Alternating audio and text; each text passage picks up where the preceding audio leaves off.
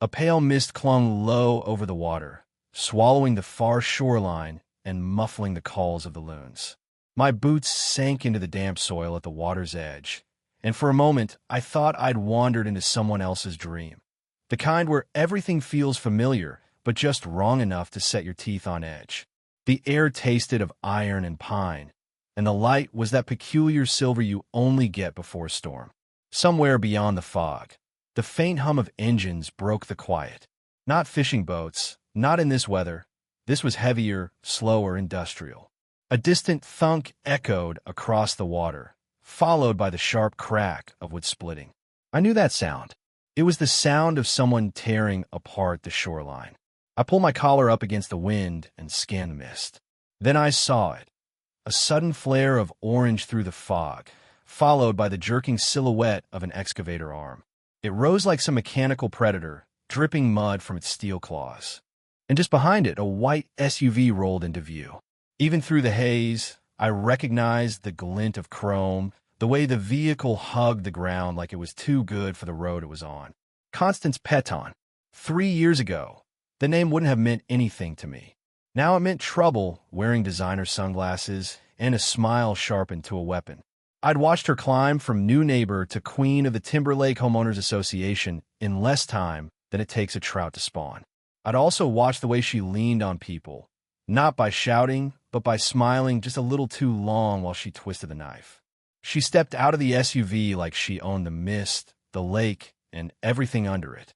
Platinum hair perfectly in place despite the damp air, boots that probably cost more than my truck payment. She paused to speak in her phone, gesturing toward the machinery like a general deploying troops. From where I stood, I couldn't hear her words, but I didn't need to. The way her free hands swept in wide arcs, the way she jabbed a finger at the shore, it all told me the same story. That's mine now. I tightened my grip on the coffee mug in my hand, feeling the heat seep into my knuckles. This dock, these pines, that shoreline, they weren't just coordinates on a map. My grandfather had built our first cabin here with his own hands in 1924, long before there was an HOA to tell him which way the porch should face. Every inch of this land had a story. The stone fireplace inside, blackened from decades of wood smoke. The groove steps down to the dock, worn smooth by bare feet and dripping swimsuits. The shallow bay where I taught my son to skip stones until his arm ached. And now, according to Constance and her clipboard army, it was underutilized shoreline.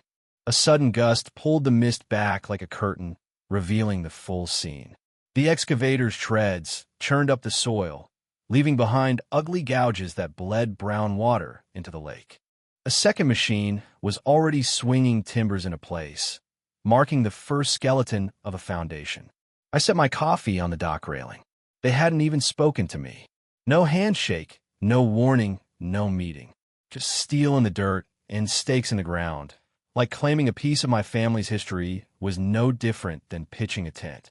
Somewhere deep inside, an old lesson surfaced. My grandfather's voice, steady as the dam Willie used to turn. Land isn't just dirt, it's memory. And if someone takes it from you, they take the stories with it. The stories were all I had left of him, and I wasn't about to let them be paved over for a brochure full of luxury lakefront experiences. I started walking toward the construction site.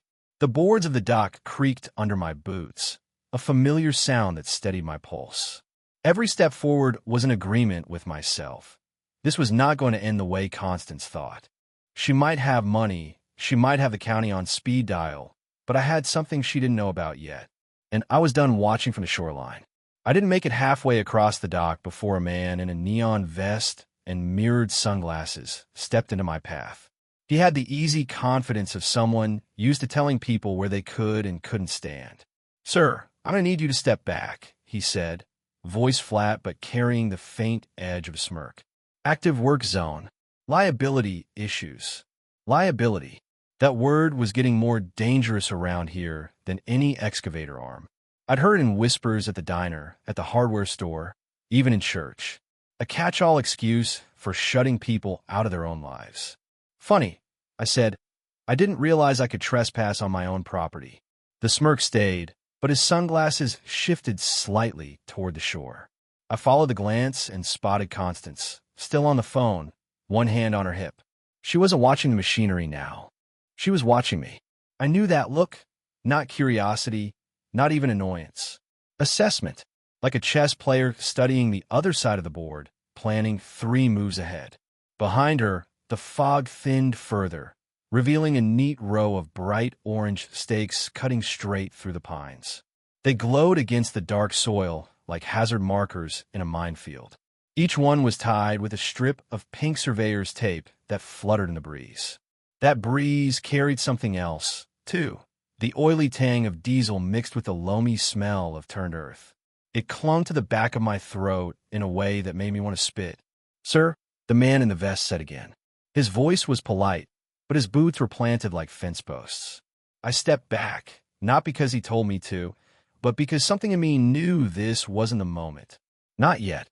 Instead, I took the long way home, skirting the tree-line where the machine's growls softened into the distance. My path cut through a stand of old birch, their white bark scarred from storms decades past. My grandfather once told me those scars were like tattoos, reminders of survival, proof the tree had faced something ugly and kept growing. When I reached the cabin, I stood for a while on the porch, looking out at the lake. On the far side, through gaps in the mist, the machines kept working. I could just make out the dark blotches where the soil met the water, the shoreline already bleeding into the lake. Inside, I poured the rest of my coffee and opened the bottom drawer of the desk. The deed lay where it always had, thick paper, yellowed with age, my grandfather's name scrawled in bold ink. The language was formal, stiff, but every word carried weight. Every measurement, every boundary line had been walked, marked, and agreed upon long before Constance's SUV ever rolled up this way. I traced a finger along the map's inked shoreline, following the curve of the bay until it stopped at a tiny X, the old dam. Most folks didn't even notice it anymore, hidden as it was behind a tangle of alder and brush at the northern outlet. But I'd spent my childhood climbing those worn concrete steps, listening to my grandfather explain the mechanics of the spillway, the rhythm of water when you gave it just enough freedom. Back then, it was just a curiosity. Now it felt like a secret. A creak on the porch broke the thought. I turned to find my neighbor, Jasper Morrison, leaning against the railing. He wore the same battered Ranger's jacket I'd seen on him every fall since I was a kid, the fabric patched in places with duct tape. "Thought you should know," he said, jerking a thumb toward the far shore. "They've been bringing in trucks at night. Lights off till they hit the work site. Not standard procedure." I didn't ask how he knew. Jasper knew everything that happened within 5 miles of the lake, sometimes before it happened. "What are they bringing in?" "Can't say for sure. Could be concrete, could be fill. Could be something they don't want inspected in daylight." He pulled a folded envelope from his jacket and set it on the railing. "Got this from a buddy at the county office. Figured you'd want to look." Inside were photocopies of a site plan stamped with the HOA seal, and in the margins a neat list of proposed improvements. Among them, shoreline modification, parcel 14 through parcel 19. Parcel 14 was mine. I looked up at Jasper, who was watching me the way a man watches a lit fuse. "They've already filed," he said. "Best I can tell, they didn't bother waiting for owner consent. They think you won't fight it." The machines roared louder across the water, their echo rolling into the trees. I thought about the stakes, the diesel smell, the way Constance's eyes had locked on me through the fog. And I thought about that little X on the map, the dam nobody cared about anymore. "I'll fight it," I said quietly, "but not the way they expect." 3 nights after Jasper's visit, a storm blew in from the west, the kind that rattles the old windows and makes the pines groan.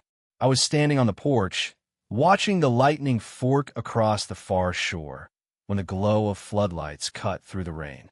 Even in the downpour, the machines kept working, excavator arms jerking like marionettes, their silhouettes splashing against the lightning. Then a sharper flash, not lightning, but something low to the ground. A reflective hazard decal, caught for a split second in the glare. It was a drum. Not the plastic blue kind you buy for rainwater, but the ribbed steel type with stenciled warnings. It rolled off the back of a flatbed like an afterthought and hit the mud with a hollow metallic thud. Another followed, and another, before two men wrestled them into the shallows. I felt my stomach tighten. You didn't haul waste into a lake during a storm unless you were hiding it. The rain blurred everything, but I forced myself to watch until the last of the drums disappeared underwater. By morning, the storm had cleared, leaving the air too clean, like the lake was trying to hide what had happened. I pulled on boots and headed to the north outlet, following the shoreline until I reached the old dam. The concrete face was damp, darkened by years of spray and moss. I ran a hand over the rusted wheel embedded in the control housing. It turned just enough to remind me it was still alive under the neglect. The spillway gates were swollen shut, but I could feel the give in the mechanism, the way a locked door sometimes shifts against the latch. My grandfather's voice came back to me. The water's got memory, Isra. You can hold it for a while, but sooner or later, it finds its own way out. I wasn't planning anything yet, but the thought lodged itself in my mind like a splinter. If they were burying something in my lake, there might be a way to make them dig it back up themselves. That evening, I drove into town under the pretense of groceries and stopped by the Historical Society instead. The air inside was warm and dry, the walls lined with sepia photographs of men standing beside felled pines and steam engines. Mrs. Calloway, the volunteer on duty, recognized my name and smiled faintly. "You're the Blackwood place," she said, rummaging through a drawer. "Your family's been here longer than the post office." I told her I was looking for old dam records. She disappeared into the back room and returned with a leather-bound ledger so worn the stitching showed. The pages crackled as I turned them. Survey maps, tax receipts, and finally, the original construction plans. The last entry was dated 1924. After that, nothing. No transfer, no county acquisition. The dam was still listed under the name of a lumber company that had folded during the Depression. "You know what that means?" Mrs. Calloway asked, eyes twinkling. "That no one's claimed it since," I said. "Exactly. And in Wisconsin, unclaimed structures like this can be acquired for the cost of back taxes. Probably not more than a few $100s. Assuming you got there before anyone else thought to check." I thanked her, but the weight of the ledger stayed with me long after I left. That night, I sat on the dock with the deed in my lap, tracing the lines again.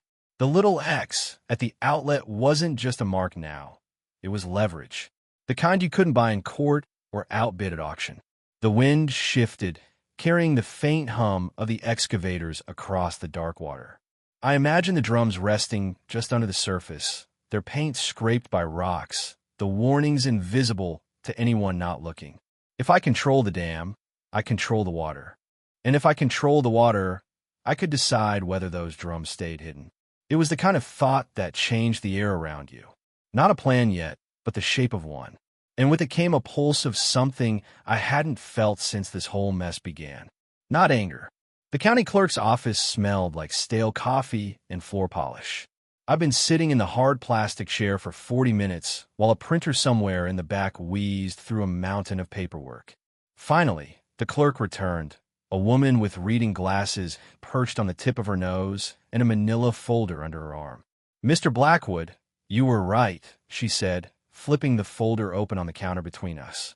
"North Timber Company went bankrupt in 1932. The dam was never transferred to county or state ownership. It's technically orphaned." I kept my voice steady. "And under Wisconsin statute, you can acquire it for the sum of back taxes and filing fees," she finished. Total, $864 and change. It felt like buying a key to a vault no one remembered was there. I wrote the check before she could finish her next sentence. The paper was warm from my hand when she slid the receipt across to me. "Congratulations," she said, almost conspiratorially. "Guess that makes you the man in charge of the lake now." I left the building with the deed in my jacket pocket, its crisp edges cutting against the fabric like a reminder.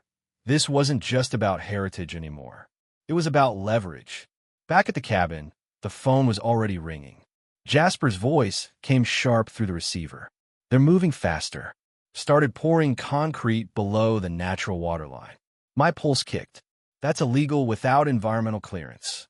"Yeah, and you think they care? They've got crews running past midnight. Braden himself is out there in a hard hat, barking orders. Through the kitchen window, I could see the glow of floodlights on the opposite shore, bleaching the pines in pale yellow. The noise carried across the water, the grind of generators, the hollow slap of concrete chutes. I pressed the phone tighter. They're not just building. They're racing me. The next morning, Constance arrived. No calls, no notice, just the crunch of tires on gravel and her white SUV filling my driveway. She stepped out with that curated smile, the kind meant for ribbon cuttings and charity luncheons. "Ezra," she said warmly, like we were old friends catching up, "we need to talk about the future." I stayed on the porch. "Whose future?"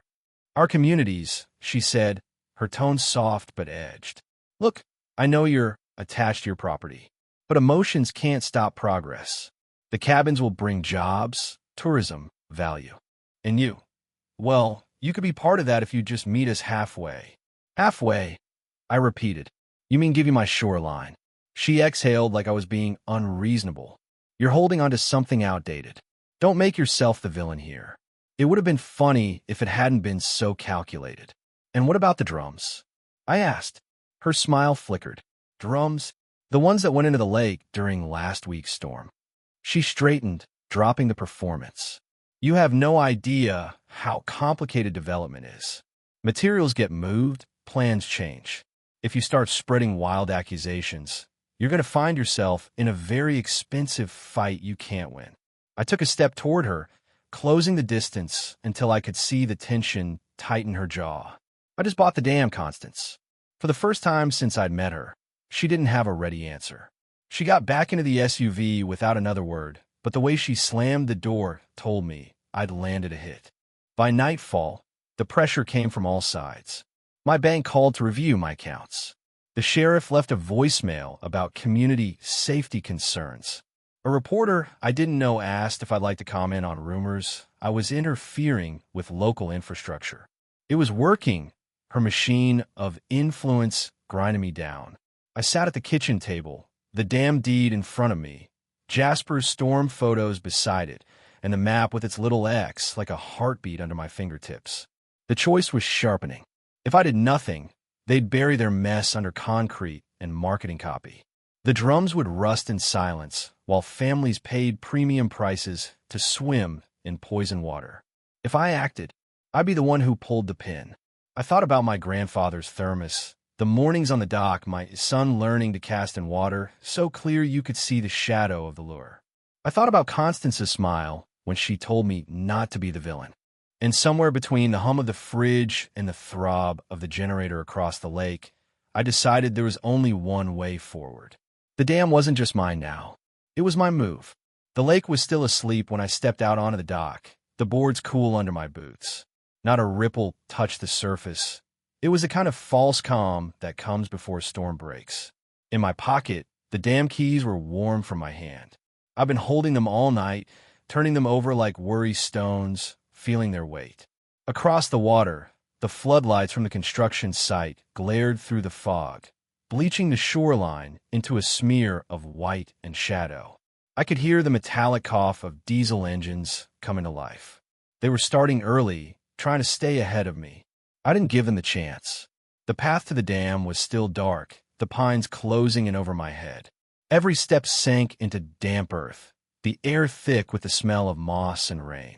When the concrete face of the dam finally appeared between the trees, it looked like the spine of some buried giant, old, scarred, but unbroken. I slid the key into the control housing. The lock turned with a reluctant click. The brass was colder than I expected, biting into my palms as I gripped it. I took a breath, the kind that feels like it fills your whole chest, and began to turn. At first, nothing, just a faint grind of metal on metal. Then, slowly, the mechanism groaned awake. The first rush of water was a low, steady murmur, like the lake sighing in its sleep. But as I turned the wheel farther, the sound grew, deepening into a roar. Somewhere in the distance, a voice shouted. Lights flared along the shore. The spillway gates opened, and the lake began to move. By the time I reached the dock again, the waterline had already dropped by a foot. The shallows bled away from the shoreline, exposing black muck threaded with roots and the glint of stones that hadn't seen daylight in decades. Across the water, the construction site was in chaos.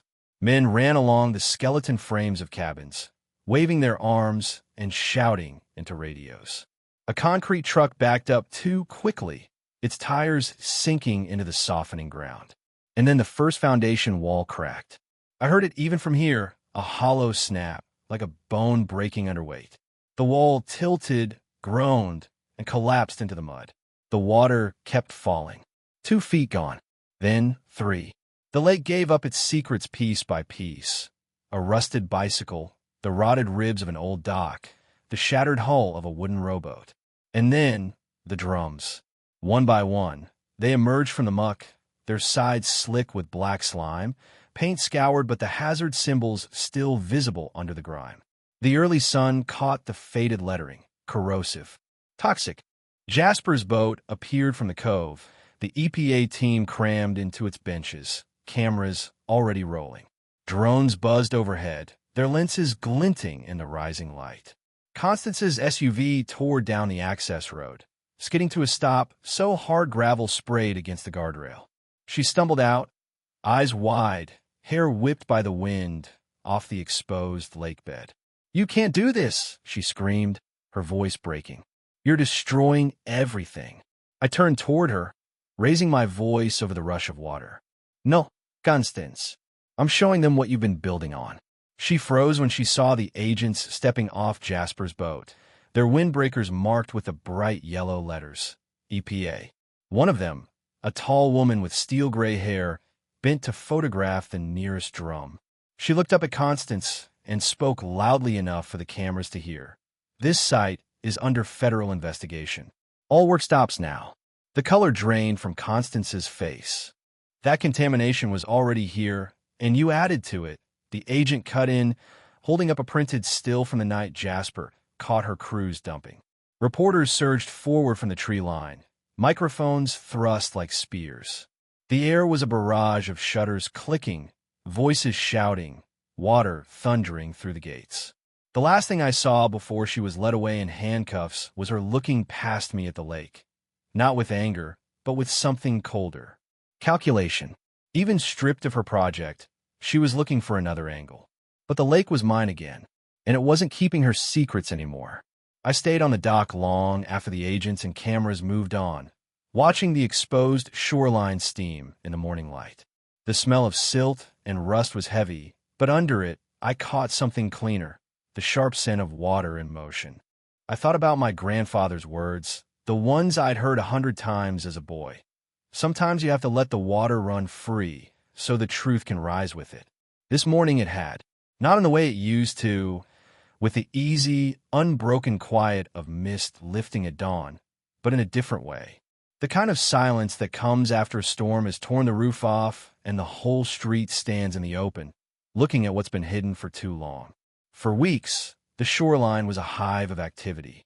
Federal inspectors and hip waiters slogged through black muck, photographing every rusted barrel and testing every glistening patch of rainbow-colored water. Heavy equipment rolled in, not to build cabins this time, but to pull the poisons out piece by piece. Constance didn't come back. She went from SUV to squad car in less than 10 minutes that morning, and I heard later she traded her tailor blazers for a jumpsuit the color of wet cardboard. Braden disappeared into bankruptcy court, his name scraped off the sides of his trucks by the following spring. The HOA collapsed within the month, its bylaws shredded along with its reputation. What rose in its place was something quieter, slower, with Jasper elected president almost by accident, a man more comfortable in waiters than at a podium. First motion passed, a decade-long moratorium on shoreline development. No concrete, no fake beaches, no compromises. My granddaughter, Lila, stood beside me with a fishing rod too long for her arms. She was all concentration and messy hair, waiting for the bobber to twitch. When it did, she squealed, reeling with more enthusiasm and skill, and pulled up a smallmouth bass barely the size of her forearm. I unhooked it for her and held it up to the sun. Its scales caught the light, clean and bright like something brand new. "That's a keeper?" she asked. "No," I said, lowering it back into the water. "That's a promise." She didn't ask what I meant. Kids don't always need the whole story. I didn't stay hidden in my own cove after all that. The fight left me with something I hadn't expected. Purpose. The dam wasn't just a tool anymore. It was a line in the sand. I kept the keys in a drawer by the door, next to my grandfather's thermos. And I started saying yes when people called about other lakes, other rivers, other fights. Delilah, the reporter who'd helped blow the whole thing open, became my partner in more ways than one. We drove to 3 states in our first year together, her with a recorder, me with my maps, showing communities how to unearth their own leverage before it was paved over. We didn't win every battle, but we made enough noise that the right people started paying attention. Every now and then, I still walk the path to the dam alone. The pines have grown in thick around it again, the air cool and damp under their shade. I'll rest my hand on the brass wheel and feel the faint vibration of the water pressing against the gates. I don't turn it unless I have to, but knowing I can, that changes everything. Some mornings, if the wind's right, I'll hear the loons calling across the water. It sounds like what it is, something ancient, untouched, unwilling to be tamed. I think about Constance then, and how she saw this place as a blank space for her signature, something to claim and remake. She never understood that land and water don't belong to whoever holds the deed. They belong to the people who remember what they were before someone tried to sell them. That's the real ownership, memory. Last week, Lila asked if the dam would still be here when she was grown. I told her the truth. If you keep it safe, it'll be here longer than either of us. She smiled, and for a second, I could almost see my grandfather's hands on hers, guiding them. I've come to believe that's the whole point. Not to win once and be done, but to keep turning the wheel generation after generation, so the water stays honest. Because sometimes the fight isn't about keeping something the same. It's about making sure it never becomes less than it was. And that's worth every battle.